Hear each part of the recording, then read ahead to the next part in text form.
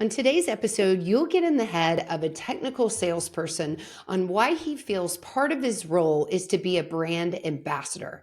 To that end, he creates original content, particularly a lot of videos showing the product, so that he can help spread information about what the company does, what their solutions offer out in the wild. And by doing that, he's building credibility, he's gaining a following, and influencing a sale during what tends to be a long sales cycle and within a pretty diverse regional geography. You'll also hear his advice for marketing teams on how they can better collaborate with sales and how he thinks LinkedIn is a wonderful tool for salespeople in general. Let's do this. Welcome to Content Marketing Engineered, your source for building trust and generating demand with technical content. Here is your host, Wendy Covey. Hi, and welcome to Content Marketing Engineered. On each episode, I'll break down an industry trend, challenge, or best practice in reaching technical audiences. You'll meet colleagues, friends, and clients of mine who will stop by to share their stories. And I hope that you leave each episode feeling inspired and ready to take action. Before we jump in, I'd like to give a brief shout out to my agency, True Marketing. True is a full-service agency located in beautiful Austin, Texas, serving highly technical companies. For more information, visit truemarketing.com. And now, on with our podcast. Hey, everyone, and welcome to another episode of Content Marketing Engineered. I'm joined today by Wes Murray. He's the Regional Sales Manager at Hayward Flow Controls. Welcome to the show, Wes. Hey, it's my pleasure to be here. I appreciate the opportunity. And welcome to your dogs in the background. Who do we have? We've got 4 dogs here at home. It's total chaos all the time. That's okay. We can hear barking. We might hear my cat fussing to get outside and chase some white-tailed deer like he was doing earlier, his favorite things. So all good. The kids are out of the house today. They're finally back in school. They've been on spring break. So all the screaming and yelling and fighting. We've only got one kid at home right now. So okay, well, perfect. So it sounds like I hit you in a relatively quiet time. And Wes, last time we saw each other, I was actually there in person at your sales conference talking about personal branding for salespeople. And as part of that, I did my homework and looked at all the different sales folks, or at least some of them, and what they were doing on LinkedIn. And you by far stood out above and beyond the rest. So I was like, Wes, I got to have you on the show, and I want to talk about what you've been doing and what's been effective, and going to hear it from your perspectives. So thank you for agreeing to come on today. My pleasure. All right, so let's start here. Maybe tell me a bit about yourself and what you do at Hayward Flow Controls. Yeah, so a little bit of background. I actually graduated college with a horticulture degree and was a professional arborist, cutting down trees. I worked for a company that would do all the power line clearance. So we'd go through the forest and neighborhoods and just side trim trees and do removals and all this stuff. So I've actually got a very different background than what I do today, but was given an opportunity to step into this automation industrial industry.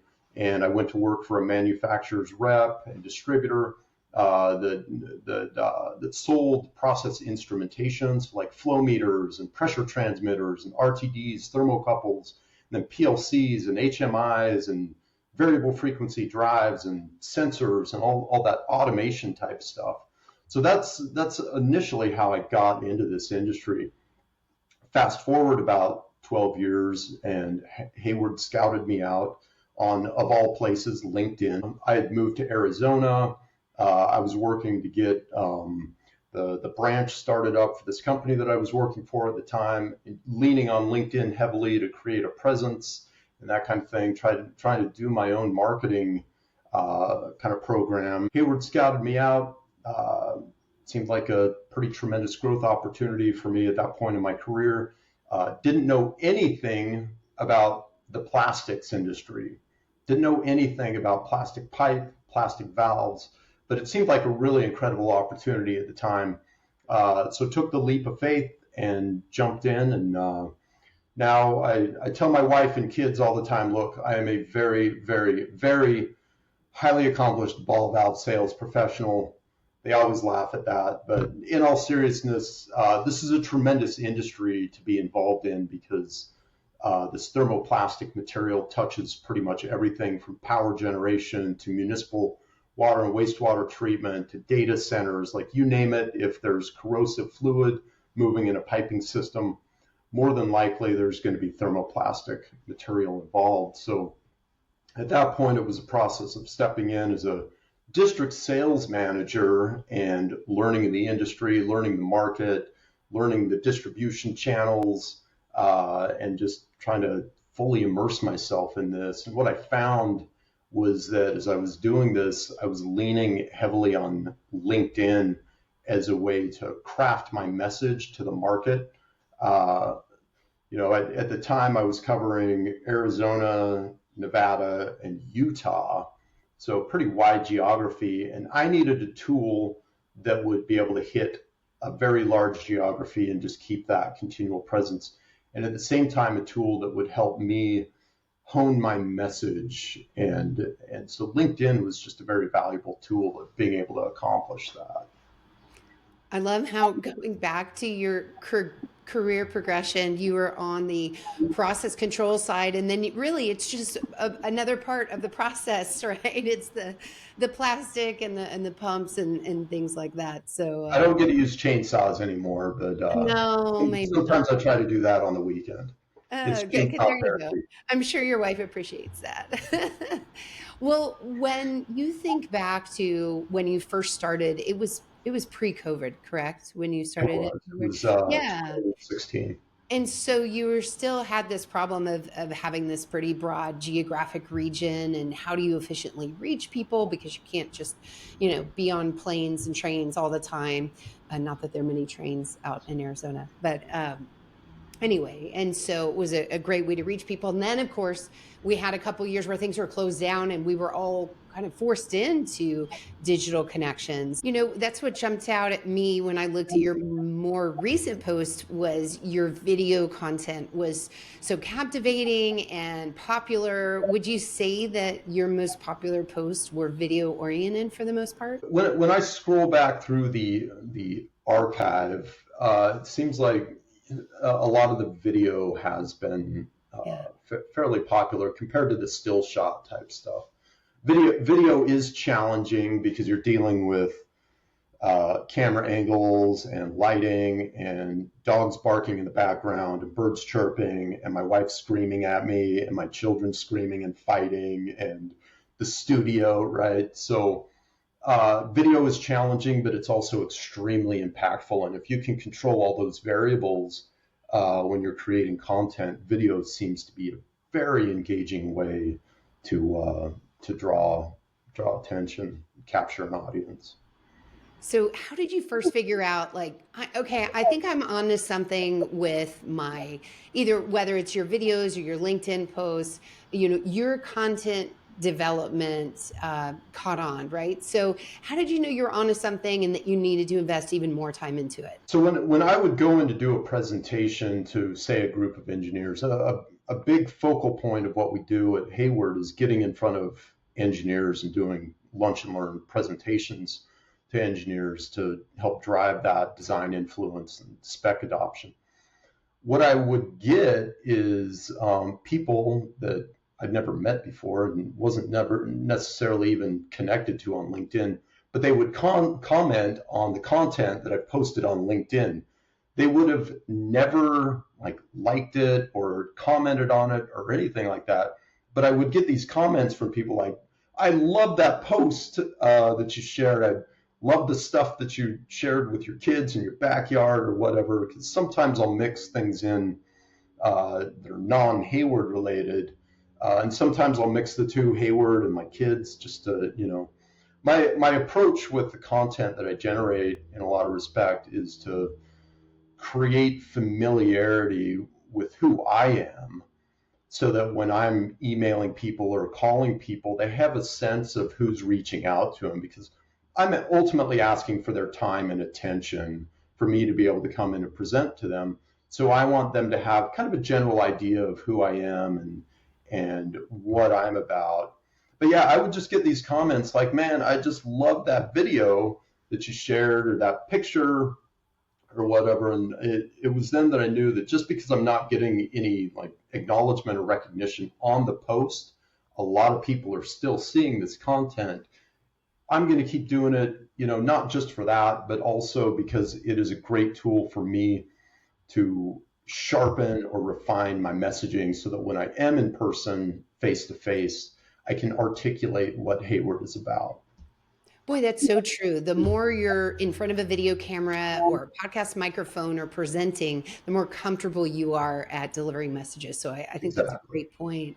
And of course, also your point on measurement, I love as a marketer that's often asked, what's the benchmark measurement for this, or what's the ROI? And it's tough when people don't want to publicly acknowledge that they looked at that video, take the time to thumbs up or put a comment in there, but they are seeing it. So interesting anecdotes that helped inform, that you were onto a good thing. I also found it. Oh, go ahead. I was going to say it's important for your audience to understand. Like I took one marketing class in college. Okay, like I'm not a professional marketer. I'm not a professional content generator. I'm just very passionate about what I do and the products that I sell and Hayward as a company. And so I hope that I really try to convey that in the content that I generate. But I'm in a lot of respects a professional marketer's worst nightmare, right? Like I'm creating my own content. It's not really professional looking. It doesn't fit that, all the requirements that a professional marketer would probably have to meet. So I'm sure that my own marketing team internally just sometimes has to cringe and that. Wes, now I don't know about that. Your marketing team sounded pretty pleased overall with what you were doing, and we've entered I've in had my head slapped a few times, but Oh, yeah, I'm sure you have. I'm sure, and that's okay. feedback. There's balance, right? And I think the reason I wanted to have you on was when you have Wes's, right? People within your organization that see the value of authentic content and getting out there and putting yourself out there personally and professionally like you've done, that's an opportunity as marketers to help. Okay, let's make sure Wes gets our messaging right, or let's give a little more training or resources so that you can reinforce what marketing is also putting out and posting. Maybe they can make your life easier, right? So there's a collaboration here that can happen. But overall, as a salesperson, and a marketer, we need to understand who our target audience is, what their needs are, what their pain points are. And that's what you started with, right? I need to build credibility with these design engineers, and I need to find them at the right time, at the right place, and with the right message. And so we're all just trying to do that with our content. So I think it's great. I think it's great that you put some personal stuff in there so that people see you as a whole person, right? A whole individual. I like to let people know like genuinely who I am. Like I'm a husband, I'm a father, I got 5 kids. My life is not perfect. I'm frazzled. I'm all over the place. My primary role is regional sales manager. I've also got a sales territory. And so I'm trying to balance all of these things, but I really just try to come across as this is me. Like this is who you're going to get when I show up in your office. Okay, so when you get your hand slapped by marketing, not that we prepared It's been a while. pull back the curtain, but what did you do? I am always gonna default to what marketing needs, and so if I do something that's out of line or whatever, like I'm gonna immediately correct that. I'm not gonna push back. My job is to be an advocate, an ambassador for Hayward flow control. Like that's what drives me. And so I don't ever want to do anything that's going to detract from that name or that messaging. I'm a salesperson, right? Like I don't get paid to generate content, but I generate content to help drive sales. So I would love to just be able to make videos all day, and that would be fantastic. I would love it. But I need to be out driving sales. And so I need the tools accessible that are going to help me accomplish that. Yeah, makes sense. And marketing they're the tool developer. give us the tools so that we can get out and engage. So how does marketing, do they seek ideas from you guys on what types of content you need or other types of marketing materials? Do you guys have a council or regular meetings, or what does that look like? They reach out to us very regularly. It seems like some of the most popular content that the marketing team posts out there on LinkedIn is going to be pictures of applications. So it's going to be an installation of a ball valve with an actuator on it out in a wastewater plant or water treatment plant, or a filter vessel or a basket strainer. So they're always looking for installation pictures. So when we're out in the field, we're trying to capture images of that we can share to the marketing team, that they can then share out on the Hayward Flow Control LinkedIn page. So we try to collaborate on the PowerPoint presentation generation too.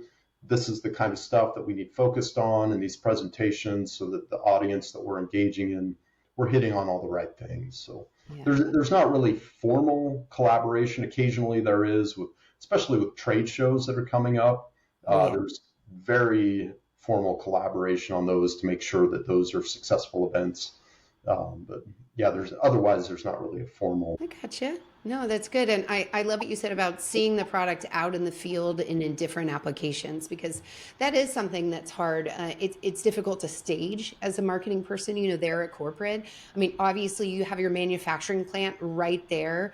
And so they can do some things on the show floor, the plant floor, but that's very different than seeing something out at a wastewater facility, for example. So it really lends the message, the Hayward message, credibility to show it installed out in the field in these rugged applications. To get pictures of that is pretty much priceless versus a staged photo in a studio somewhere.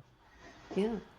One thing you said earlier in this conversation is, as a salesperson, you see yourself as a brand ambassador. And I like those words. I think that was very astute. I don't know that every salesperson looks at their role the same way.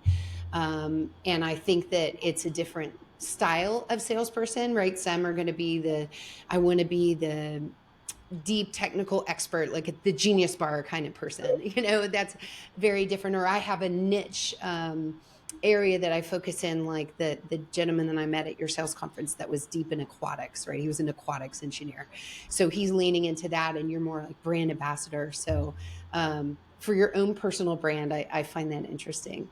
Yeah, with Hayward, I don't know, you'll find me doing stuff for Hayward on the weekends, like creating content, like organizing my sales samples, whatever, because here's my philosophy. I like to sleep really well at night. And in order for that to happen, I need to feel really good about what I'm doing for a profession. And I know that the products that Hayward manufactures are best in class, very rugged, very durable. And so it helps me sleep well at night. And so I love taking that message out into the world and sharing that with people. Like, this stuff is built to last. It's built rugged. It's built to perform out in the field. It's going to help you sleep at night because I'm able to sleep at night. And it's just a really good feeling. And so I get very excited about that and feel like I'm just trying to carry this message out into the world. Yeah. And if it happens to be that your kid is fishing with you that day and you say, hey, kid, hold a motor or pump, that's great. Well, good. Well, what have we not covered today that you think would be helpful either for marketers or technical salespeople listening? I think for the marketers out there, I'll answer this first for the marketers. For the marketers, and I already kind of hit on this, but I really want to reinforce this, that salespeople need tools at their disposal that they can take out into the field. And it's not just PowerPoint presentations and spec sheets, but there's a whole gamut of engagement, ways to engage with customers. But we, as salespeople, rely so heavily on the marketing department to generate that stuff for us so that we have a reason to get in front of people. And there's so many creative and unique ways to generate content that doesn't have to be necessarily a formalized piece of literature to give out. We're dealing with a very busy audience out there, but at the same time, people still want to connect. So if marketing can generate material and content that helps us connect as people, that really seems to be where the power is. For the salespeople, it's so important to constantly refine your message, to have it down, to master your message and generating content. Even if you don't share it, practicing generating content just sharpens that edge and makes you so that you're ready and prepared for getting in front of your audience. Not every single sales call is going to be, or every single presentation is going to be that one that's going to drive huge business. But at some point, there will be the one meeting or the one presentation that is really going to count. And I think for salespeople, this is the big takeaway. The more that you're practicing your message, the better prepared you're going to be for that point in time when it's going to count and it's going to have a huge impact on that sales number.